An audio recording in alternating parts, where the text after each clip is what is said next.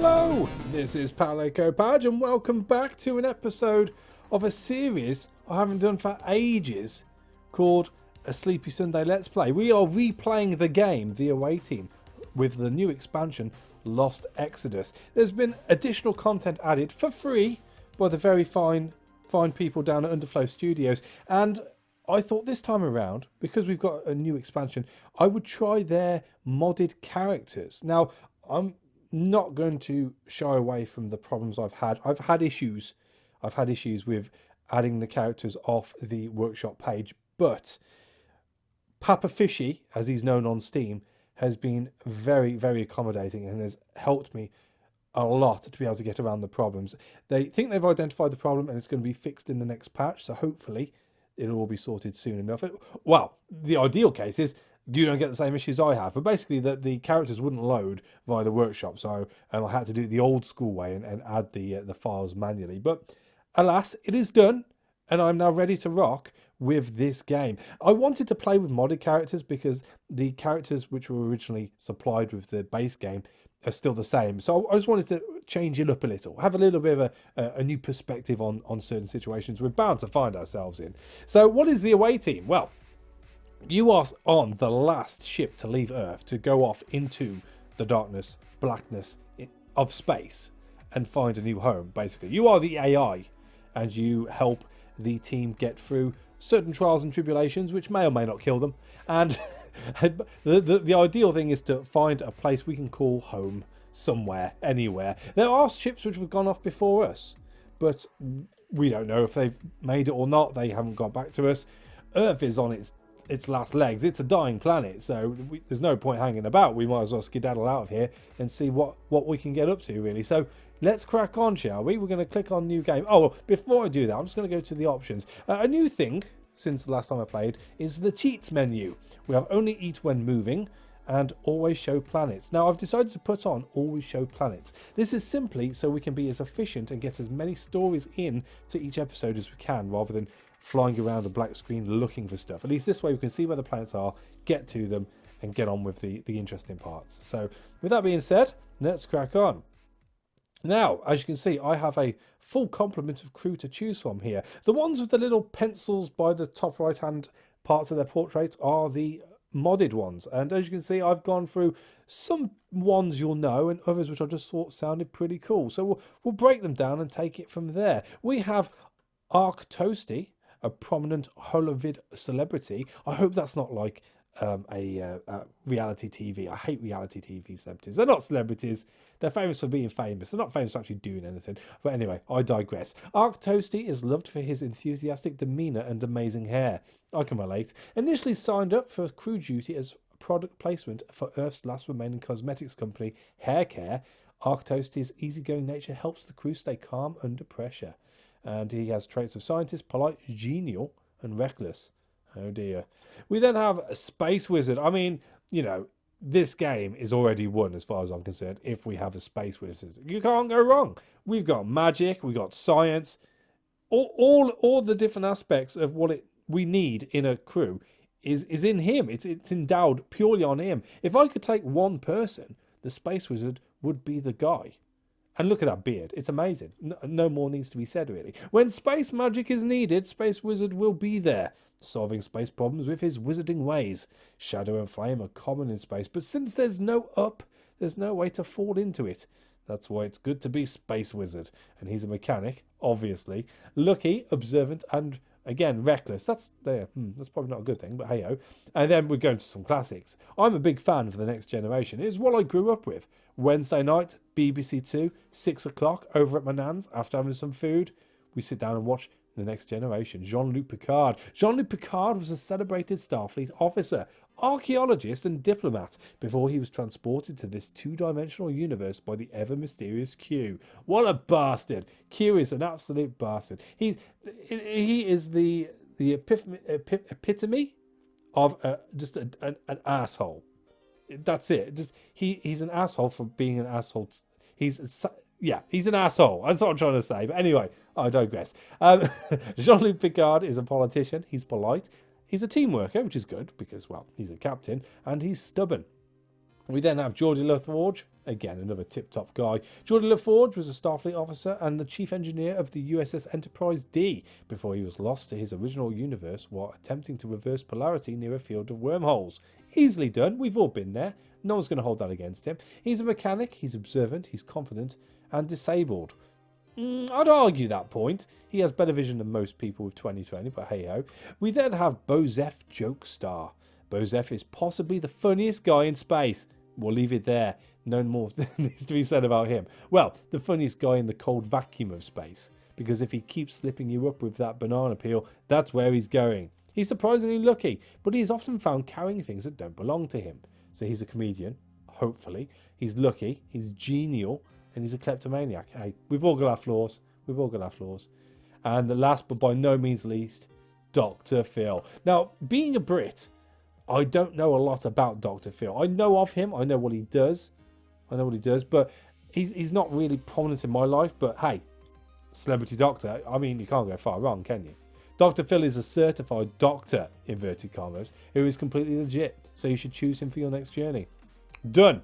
I mean, I don't need any more convincing than that, really. He's a surgeon. He's confident. He's observant. But he's a little weak. I think that's because he's got just his face and shoulders. He doesn't have arms or legs or anything. But you know, much like in Futurama, where you see the heads in the jar, that's what Dr. Phil is these days. But that's fine. That's fine. We will persevere. So we're going to pull in good old Jean-Luc Picard, then Mr. Forge. I think then we should probably go for Dr. Phil as our medic, then the Space Wizard, and then we'll have the Celebrity and the Joker because he's lucky. He's lucky. We should be fine. I think playing on medium is sufficient for this playthrough. Again, I'm no sort of pro when it comes to this game, but we don't want it too easy, do we? You know, if everyone dies, everyone dies. That's how we like to play this game. Well, it's like I would play most games, in all fairness. So let's crack on, shall we? Click to advance the text. We won't be doing that. We won't be doing that. Where's the text? Where's the text?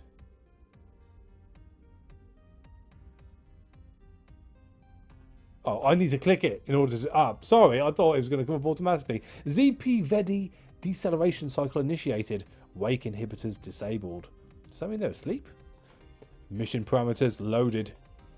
By the mid-2050s, Earth was all but destroyed, ravaged by war, climate change and famine. Unable to save the planet, scientists, aided by an artificial intelligence, focused in perfecting intergalactic travel so humanity might live on. Starting in 2100, dozens of AI-run ships sailed into the void, the fate of their passengers unknown. Your ship, the smallest, fastest, and finest, of course, is the last of these to leave Earth. You are the AI in charge of the ship, responsible not only for piloting and navigation, but also selecting crew for away teams based on their traits and flaws, and advising them on missions.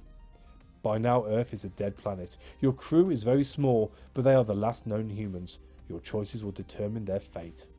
Move to the edge of the sector and activate Light Jump to visit new systems. Search each sector to find new planets, moons and stations. Stock up on food and fuel, and do your best to find your crew a new home.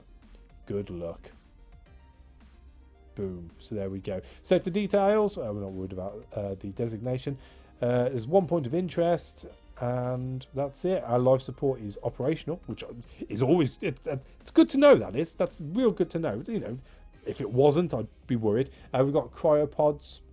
Fair enough. Active crew. A bit of food, a bit of fuel. Everything's super duper efficient. I think we're alright. Let's do this. Look, there we go. Boom. On we go. So a star class of a G. Is that good? It's G for good, I guess. It's a station. That's good. Subterran. I think that's good. Surface temperature -100 Celsius. I'm going to have to get my toasties out, I think. We've got no oxygen, so I'll try not to... Well, I'll hold my breath as long as I can, you know. So, summary. Drifting through space within a belt of asteroids, debris left over from something roughly Earth-sized, you're guessing. This station appears to be of human design, but shows no signs of life, and does not respond to any attempts to hail it. Sensors seem to indicate that all external hatches are blown open, and that the inside has negligible gravity, zero atmosphere, and a chillingly cold temperature, even for the crew inside atmospheric suits. They'll have to be deployed to investigate, but they shouldn't tarry.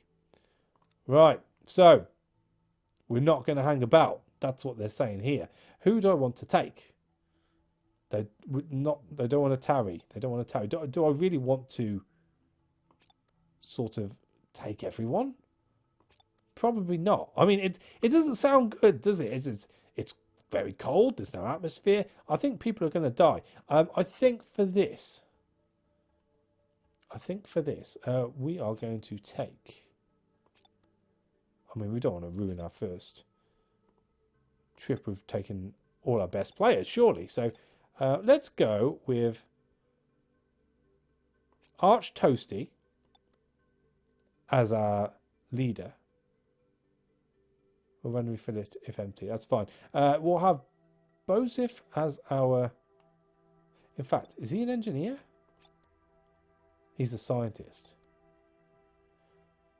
We'll take our Space Wizard as an engineer because he is he's a mechanic, which is as good as damn it. We'll have Bozif as our crew. We'll randomly fill if empty. I mean, Bozif is lucky. So he might get lucky on having to do surgery in zero gravity, I suppose. That's how I see it. That's how I see it. Let's do this. So Arch Toasty has been assigned the role of leader, Bosif is assigned the role of medic, Space Wizard has been assigned the role of engineer. Drifting through space within a belt of asteroids, debris left over from something roughly Earth-sized, you're guessing. This station appears to be of human design, but shows no signs of life, and does not respond to any attempts to hail it. Sensors seem to indicate that all external hatches are blown open, and that the inside has negligible gravity, zero atmosphere, and a chillingly cold temperature, even for the crew inside atmospheric suits. They'll have to be deployed to investigate, but they shouldn't tarry. Right, I realise right now, and also remembering from the last playthrough, the first paragraph is always the same as what you read initially. So I will not read that again. You have my word. The station consists of 3 rings, each inside the next, which would normally be spinning fast enough to generate close to 1 G of gravity, but at present are more or less stationary.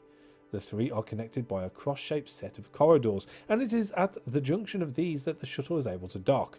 The crew disables any alerts related to the docking mechanism not being a line property and opens the airlock. From the docking bay, each of the 3 rings is as easily accessible as any others, due to the nature of the interconnecting corridors and the damage the station has taken. So do you want to go on the outer ring, the middle ring, or the innermost ring? I would suspect that all the fancy gravity-making machinery is going to be on the inner ring. It's not going to be on the outer ring, because, like anything which rotates, it needs a centre of a rotation. So we'll go with the innermost ring. The crew moves into the first half of the station's innermost ring. Just do a quick cursory inspection. Perform a more thorough search. It says don't tarry. So, let's perform a more thorough search. Notably prevalent throughout the station are some rather distinct monitors, which, while clearly not powered, nevertheless contain a screen full of text. Albeit difficult to read unaided, it would appear that somehow an image of whatever on the screen before the power went out somehow got burned into the monitor. Based on their placement, the original purpose of the monitors was probably to act as some sort of message boards for the crew-to-crew communication. Most are outside in the hallway, although a few are located inside on walls adjacent to various tools or work surfaces. It appears that they were mobile, with a simple hook and loop system on the back allowing them to be fastened to various surfaces.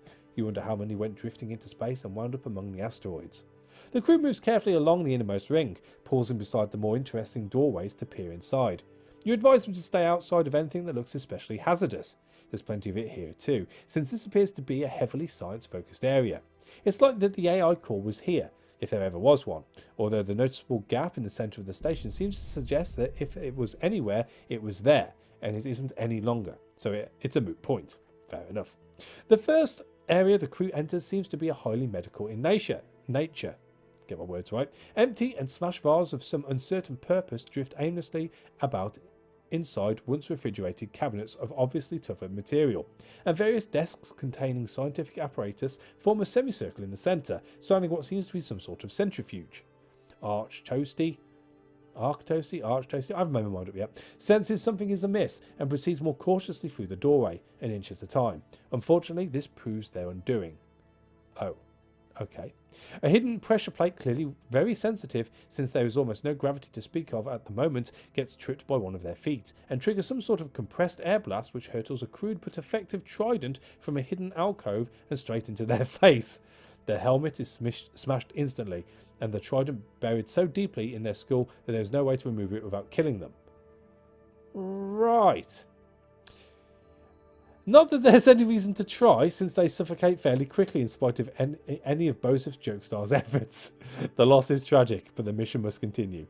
There are several monitors attached to the workspaces in the room, but only a handful show any text on them. Whatever was being worked on in here, it seems like it didn't require many people, at least not towards the end.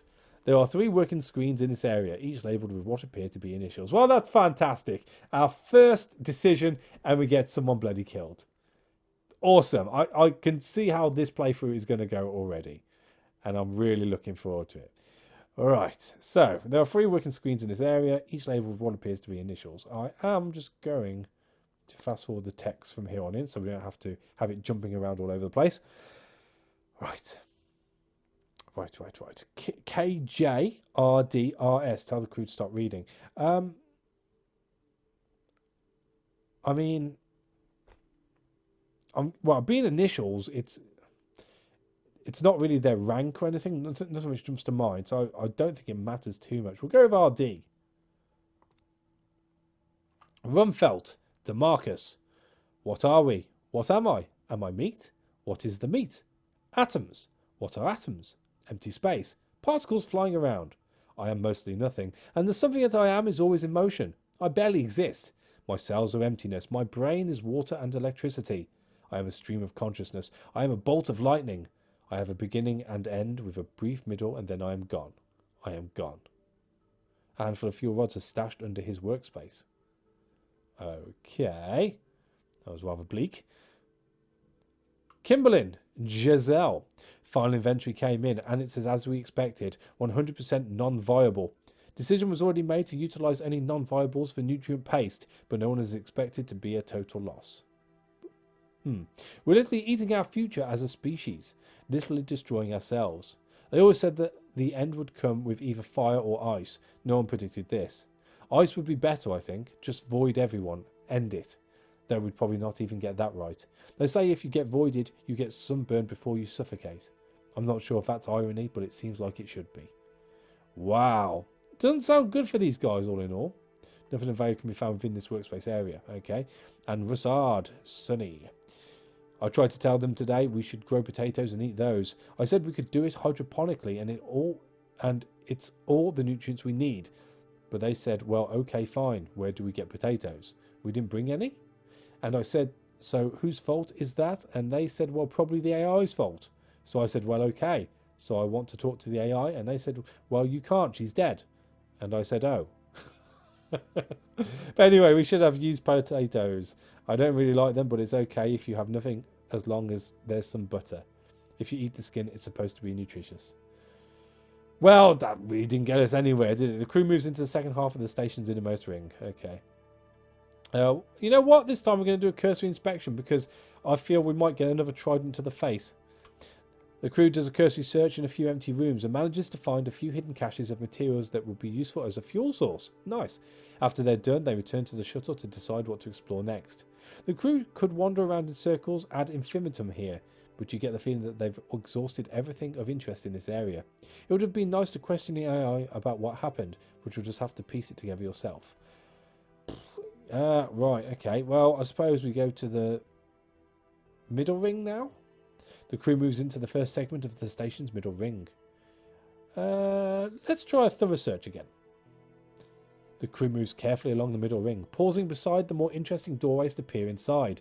You advise them to stay outside of anything that looks especially hazardous, and there is plenty that looks hazardous. Wires dangle from the ceiling and walls. Floor panels are removed to reveal pipes and conduits. Entire segments of wall along both sides are stripped away, leaving nothing but between the crew and open space. Based on the sort of things you see missing, you'd be inclined to guess that some members of the crew were attempting to construct some sort of small craft.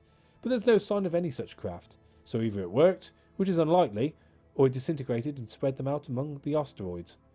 This place would make a great haunted house, says Bosif Jokestar.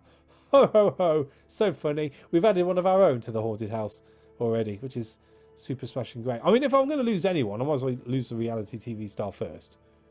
So we've cut away the chaff. We're left with the wheat. That's good. The crew hasn't moved very far along before they come to a seemingly insurmountable obstacle. An entire section of corridor is missing, with only a few bare girders connecting two segments of hallway some 20 meters apart. It looks like there's a way around it, but it will take longer and will mean bypassing a search of several rooms. Any thoughts on the matter? I don't think we should risk it, says Bozif. We should just detour. Alright, okay. The longer route around the damaged section is rather unremarkable, but it's markedly safer. The crew moves into the next segment of the station's middle ring. Alright, well, we'll do a more thorough search here, I guess. Did we do a thorough search last time? We did. No, we'll keep it light. The crew does a cursory search in a few empty rooms and manages to find a few hidden caches of materials that will be useful as a food source. Awesome! After they're done, they return to the shuttle to decide where to explore next. As the crew leaves this section to return to the shuttle, they find a splash of graffiti on one wall, nearly covering what looks like it might be some sort of logo or symbol consisting of a heavily stylized capital N on top of a lowercase n. It says something incredibly rude about someone named Ao. Ao! You scan it and quickly parse out what it is. That's an Aleph Omega logo, you say. It was the 9th ship launched from Earth in, I think, 2115. Had a crew of about 7,500 adults, not sure about embryos. This station must have been repurposed using parts from that ship.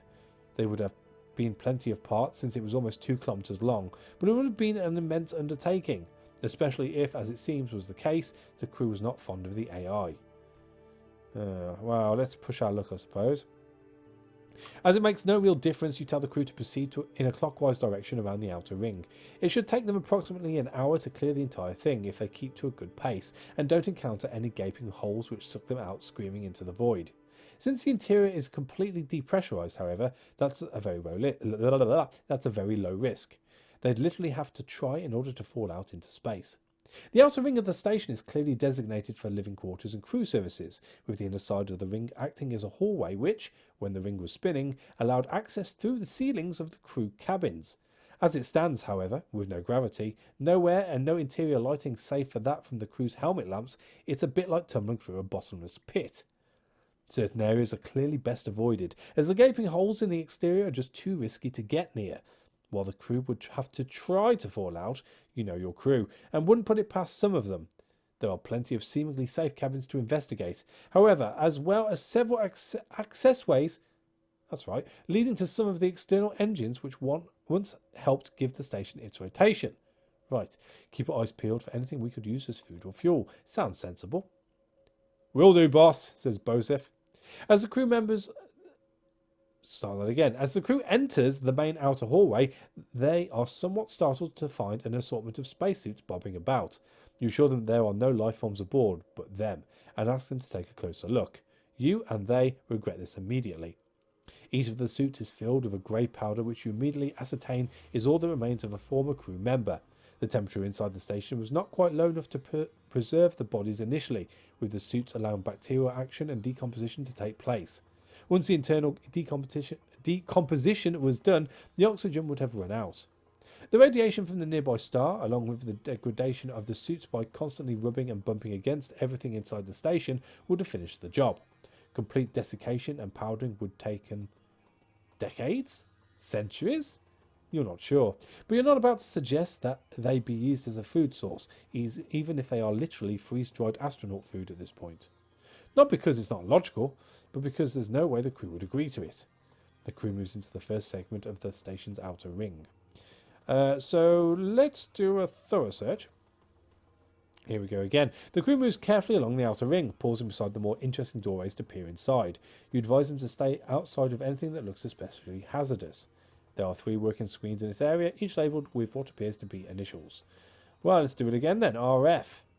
Ruddy, Franco. They said we should write our thoughts down and leave them up here, but I think it's a trick to steal our stuff. I don't trust them. They probably are trying to get me to put my locker combination here. That's a private thought that they want me to share, but I'm not going to do that. They can go to hell. I'll say this, if I die, you keep your hands off my locker. I don't care if I'm dead. It's my stuff and I don't want anyone touching it. Ever. What an ass, says Bosif Jokestar. Just for that, we should take all his stuff. This is in fact a locker inside the cabin, but perhaps it's not a good idea to look inside. Surprisingly, Bosif Jokestar resists the urge to pilfer from the dead. This time. Oh, how boring. That would have been interesting to have seen. Next one. Subvert Michel. I don't know who I'm writing this for. Maybe no one. Does anyone ever read journal entries? Am I supposed to read it myself later? Maybe it's for people with memory loss. Old people. I guess this would make more sense then, if I thought I had any chance of getting old. Maybe it's supposed to be for someone else. Someone who'll come after. Children or whatever. That's not going to happen. And where would the rescue us to? I guess that's today. We've got nowhere to run. Earth was it. This whole thing. The ship. This station. It was just delaying the inevitable. We all should have died sooner and gotten it over with. How's the poem go? Rage into the dying light? Screw that. I'm done. We all are. Rage. Rage against the dying of the light, says Space Wizard. Wow. And then we have Keys. Morian. Entire outer ring's been blown now. I don't know what they hope to accomplish. Cabins are self-contained, and they're doing it, making smaller all they're doing is making smaller coffins for us to be buried alive in. I think they're trying to make this quick, but they're making it worse and worse. Don't think they realise how long it takes to starve. Unless they kill the power too, life support. That would be worse, I think. Suffocating. If it goes like that, then I think I'll just open the door and get it over with. Maybe that's what they hope to accomplish. That makes it suicide, not murder. The crew moves into the next segment of the station's outer ring. Well, I think this is going to be the last segment of this section. So let's do one more thorough search. The crew continues to explore the station. I've read this bit. Right, so B.E. Bose, Elise.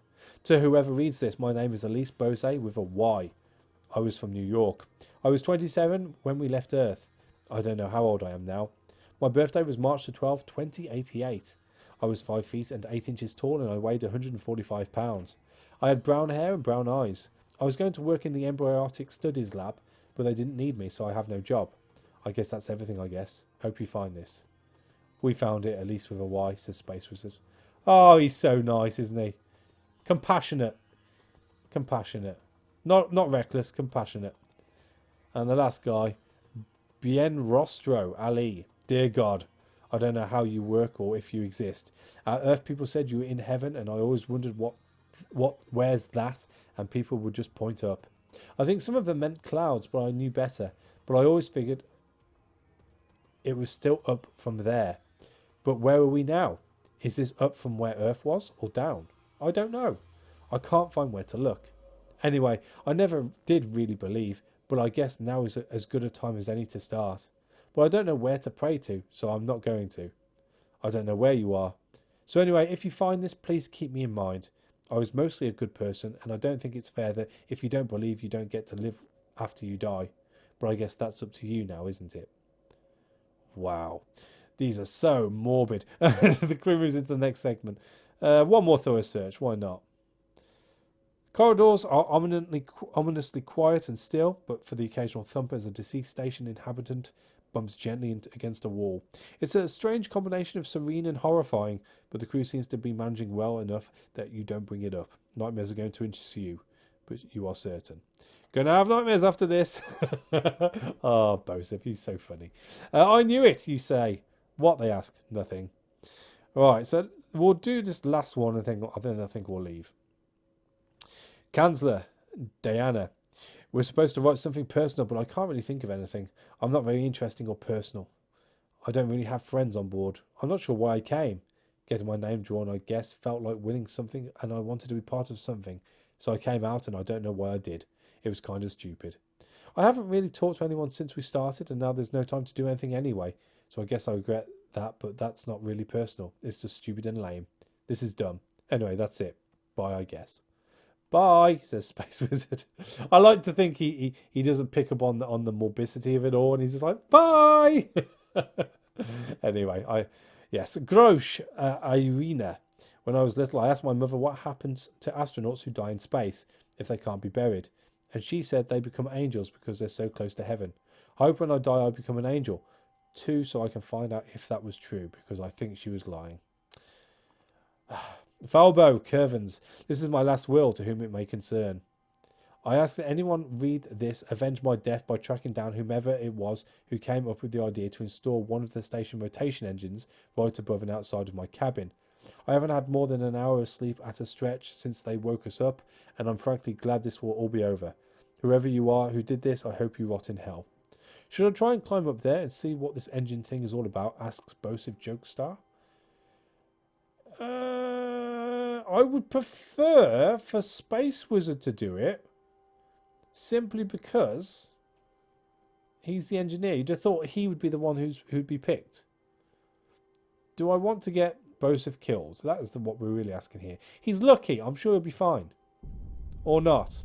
Bosive Jokestar clambers up into the ceiling, where they open an external access panel and discover an engine mounting, missing most of its soundproofing material. No wonder the engine noise was so loud in the cabin. Fortunately, the lack of soundproofing makes the unit easy to manipulate, and they are able to work the entire engine loose from its housing. It's clearly much too large to carry, but Bosive Jokestar tries to give it a nudge anyway. Unfortunately, it's not as easy as it looks, and the engine shifts suddenly, crushing them against the outside of the station. Their lifeless body drifts off into space. The loss is tragic, but the mission must continue. The crew moves into the final segment of the station's outer ring. You know what? Cursory. That's what we're doing this time. Cursory. Wow. The crew does a cursory search in a few empty cabins. I should say the Space Wizard does a cursory search in a few empty cabins and manages to find a few obvious caches of materials that will be useful as a fuel source. After they're done, they return to the shuttle to decide what to explore next. While they haven't completely searched every nook of the outer ring, floating around amidst deceased station crew members is rather depressing, and the crew has had enough of it. They return to where the shuttle docked and plan their next course of action. With the entire station as fully explored as it's going to get, you ask the crew to get back on the shuttle and leave before they trigger any hidden death traps and join the erstwhile station crew in death. They seem quite glad to be back on board the ship, and you're glad to see them back. Seeing how these other humans fared, you hope you can do better by your crew. So we've got 11 fuel, 4 food. Space Wizard assumed the role of leader and medic and engineer, and now he's leaving. He's decided, as the leader of, well, this crew, what's left of it, he is going to call it quits there. Who can blame him? Who can blame him? I'm done too. I'm done too. To the point where this is where I'm going to leave this episode. We're ready to zap off into space to our next section in the next episode, and hopefully find something a little less morbid and a little less killy, or else this is going to be a very, very short series. But hey ho. Thank you for watching. As always, a like is appreciated, and I'll catch you on the next one. Take it easy.